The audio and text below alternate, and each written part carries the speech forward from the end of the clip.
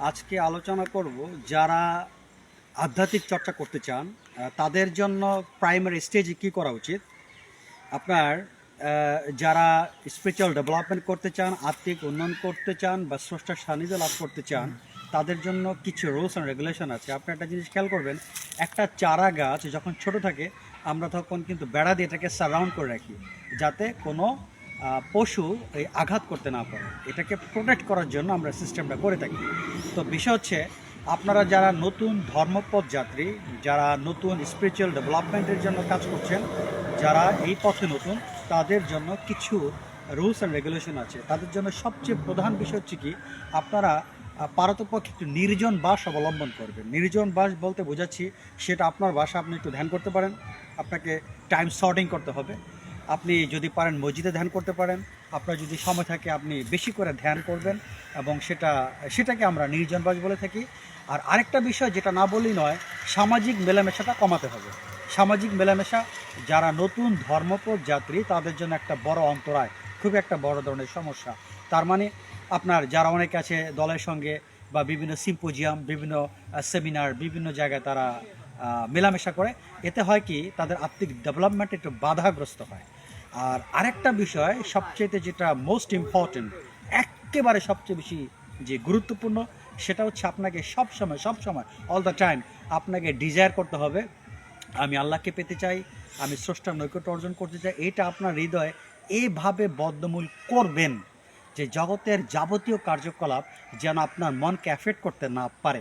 একটা উদাহরণ আমি আগের ভিডিওতে বলেছিলাম যে যদি ধরেন আপনি জানতে পারলেন যে আপনার আপনার ঘরেই আপনার ঘরে এই মানে বিশাল আপনার স্বর্ণের আছে, হাজার হাজার কোটি টাকা দাম, কিন্তু আপনি সেটার সন্ধান জানেন না, কিন্তু আপনার ঘরেই আছে। এখন আপনি ওভারশিওর যে আপনার ঘরে স্বর্ণ আছে যার দাম শত শত কোটি টাকা। এখন কিন্তু আপনি এটা অ্যাড্রেসটা জানেন না কোথায় আছে। এই অবস্থা আপনার মনটা কিন্তু সবসময়, আপনি যতই কাজ করেন, এই দুনিয়ার সামান্য কাজ কিন্তু আপনাকে ওই চিন্তা থেকে বিরত রাখতে পারবেন না। কারণ আপনি কত টাকা ব্যয় করবেন, কিন্তু আপনার চিন্তাভাবনা সামান্য, আমি কত টাকা ব্যয় করি কিন্তু আমি তো হাজার হাজার কোটি টাকা স্বর্ণ পাচ্ছি, এটা আমাকে খুঁজে বের করতে হবে।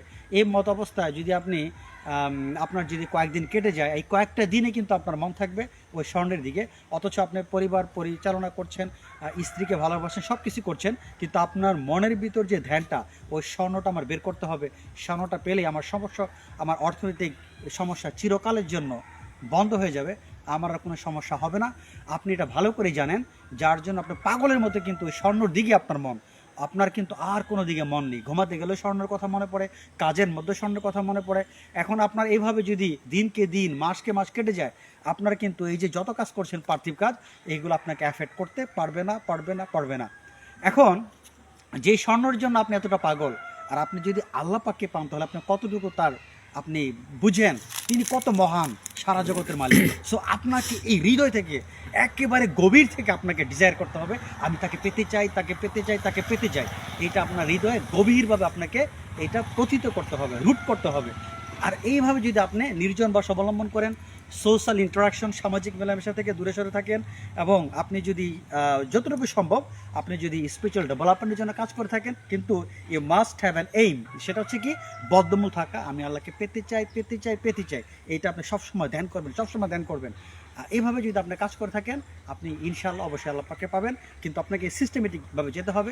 আপনি একটা কথা আপনাকে বলে দিই, যদি আপনি পার্থিব কাজ যখন করবেন, তখন আপনি এক হাত দিয়ে আল্লাহ পাকে ধরে রাখবেন, তার মানে অর্ধেক স্মরণ করবেন। যখন আপনি পার্থিব কাজ থেকে মুক্ত থাকবেন, তখন পুরো সময়টাই আপনি ওই টাইমটা গভীরভাবে ধ্যানে মগ্ন হবেন, তার মানে তখন আপনি তাকে দুই হাত দিয়ে ধরবেন। সো আজ এ পর্যন্ত, ভালো থাকেন, আল্লাহ হাফেজ।